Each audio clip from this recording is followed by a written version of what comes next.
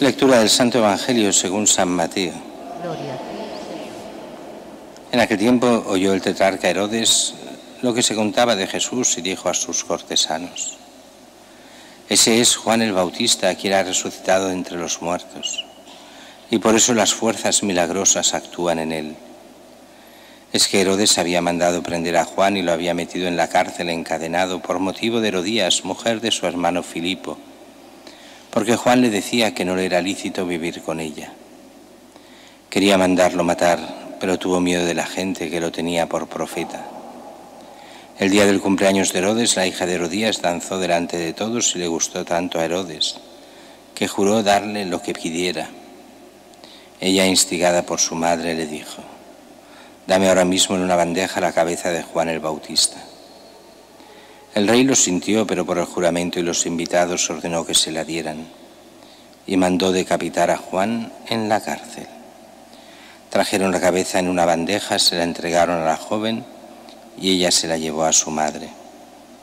Sus discípulos recogieron el cadáver, lo enterraron y fueron a contárselo a Jesús. Palabra del Señor. Gloria a ti, Señor Jesús. La primera lectura de hoy es una lectura que puede parecer extraña a los ojos de hoy. Es lo que llamaban el jubileo, pero estamos hablando no de los jubileos que se hacen en la Iglesia, que al principio eran solo cada 50 años. Desde 1350 se hacía cada 50 años el jubileo, que era una forma, aquí los jubileos nuestros, los de la Iglesia, de intentar acercar a Dios, a la conversión, a dar todas las facilidades para que la gente se convierta y crezca en santidad. Y a veces funcionan, a veces no. Pero los jubileos del Antiguo Testamento es otra historia.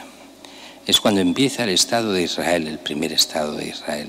Deciden hacer una especie de propiedad extraña, que es la propiedad familiar. No es tanto personal cuanto de la familia. Se dividen las 12 tribus en 11 territorios. La tribu de Leví no tendrá territorio propio, es la tribu sacerdotal, que dependerá de la ayuda económica de las 11 tribus. Es la tribu del templo, que se dedicará al templo. Y en estos 11 territorios se dividen por clanes, o sea, dentro de la misma, digamos, se divide por familias.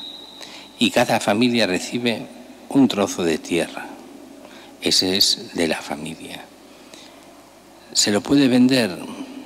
Sí y no. Lo puede vender, pero solo por los años que falten hasta el jubileo. Y cuando llega el jubileo, cada uno ha de devolver y vuelve a la familia todo lo que tenía en origen. De esta forma, era una forma de impedir la pobreza y de impedir que la gente se quedase sin nada. Si tú te lo has vendido, lo que vendes son las cosechas que quedan hasta aquello, pero la tierra volverá a ti. Como es lógico, esto duró poquísimo tiempo, porque en el momento en que fueron invadidos por los extranjeros dijeron: ni hablar de eso, la tierra es nuestra, lo que se compra, lo que se vende, se vende. Y todo esto desapareció. Pero era como un inicio de lo que sería leyes sociales, de protección de las familias, de protección de la propiedad, del no sálvese quien pueda y a ver quién es más rico mejor. Es, bueno, una cosa curiosa que quedó en la historia, pero que ya digo, duró muy poco tiempo, porque en el momento en que fueron invadidos por pueblos extranjeros, esto ya se perdió enseguida, vaya. Pero es ese inicio de lo que es el jubileo, el alegrarse, porque Dios va dando oportunidades. En el fondo sería eso. Dios no quiere que te pierdas, lo que quiere es que te salves. Así que a nivel de propiedad, cada 50 años vuelve todo lo que se ha perdido en esos 50 años a la familia. Pues a nivel personal, Dios quiere también salvarte. Y por eso la Iglesia creó estos jubileos, el jubileo de la redención, los jubileos, 1000 tipos de jubileos, para darnos la gracia para que cada uno se pueda convertir, pueda llegar a Cristo, pueda llegar a ser santo. Y el Evangelio de hoy es un Evangelio, bueno, que lo hemos oído tantas y tantas veces. Juan Bautista, el tetrarca Herodes, que oye hablar de Jesús. Herodes era un tipo supersticioso, superficial, un desastre. Tanto que Jesús, viendo su amaneramiento, su forma de ser, de un tipo que se ríe de todo, que no... Será de los pocos casos que cuando Jesús le pregunte ni se dignará responderle: oye, que soy el rey, ¿y qué? ¿Y qué que seas el rey? Era un tipo absolutamente despreciable. Y además toda la familia de Herodes, desde Herodes el abuelo, Herodes el grande, hasta él, todo gente realmente desgraciada en todos los sentidos. Y entonces claro, estos desgraciados que no creen en nada, al final se creen cualquier cosa, como pasa en nuestra época igual.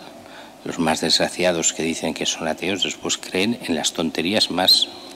Bueno, pues él cree, oye hablar de Jesús, que este es Juan Bautista, que él lo hizo matar, que le hizo cortar la cabeza, que tuvo la cabeza delante, que se la dio a Herodías. Bueno, el caso es... ¿qué pasó allí? Pues pasa como con el pecado. En el fondo todo esto es una historia de pecado, la historia de Herodes y de Juan Bautista. Juan Bautista, el que anuncia la salvación, y el que hace de profeta, y de profeta en el mejor de los sentidos. ¿Qué es un profeta en sentido cristiano? El que anuncia lo que Dios quiere. No es el que anuncia el futuro, sino el que habla en nombre de Dios. ¿Y qué está diciendo Juan Bautista? Convertíos, el Mesías está cerca. Y convertirse quiere decir del pecado y del pecado concreto. ¿Y qué le dice a Herodes? Que ha de dejar a la que no es su mujer, que es mujer de su hermano. ¿Quién se cree Juan Bautista que es? ¿Cómo se va a meter con el rey? El rey está por encima de todo. Eso, los políticos de hoy están en el mismo nivel, se creen por encima de todo. ¿Quién es el rey? No es nadie. Perdón, ¿quién es el rey? ¿Quién es este para meterse con el rey? Pues lo apresa, lo pone en la cárcel, lo quiere matar, pero no se atreve. Fijaros que un pecado lleva a otro. El pecado primero de la concupiscencia, que le lleva a hacer ver que se casa con la mujer de su hermano. Eso le lleva a que todo el mundo tenga que reconocerlo como si fuese una cosa buena, cuando es el mal. Después, cuando alguien lo critica, lo pones en la cárcel y lo quieres matar, porque claro, tú haces el bien, ¿cómo te pueden criticar que haces el mal? Y al final, todo el mundo, bueno, esto ya lo dicen los historiadores del primer siglo, un hombre aficionado al vino, a las fiestas y las mujeres, pues se enamora de la que sería su hijastra de alguna forma y le ofrece en juramento darle lo que quiera.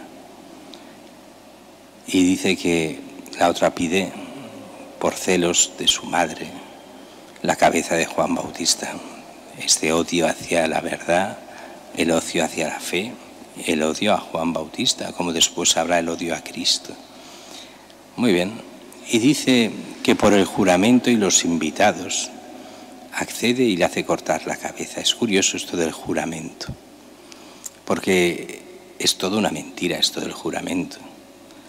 Si yo juro algo, ¿qué estoy haciendo? Primero, que sabéis muy bien que Jesús nos dice que no juremos. Decid sí cuando es sí, no cuando es no. Todo lo demás viene del maligno. Pero cuando uno jura está diciendo, en el fondo, que me condene, que Dios me condene si no estoy diciendo la verdad, si no se va a cumplir lo que yo he dicho. En el fondo es ponernos ante nuestra salvación y condenación.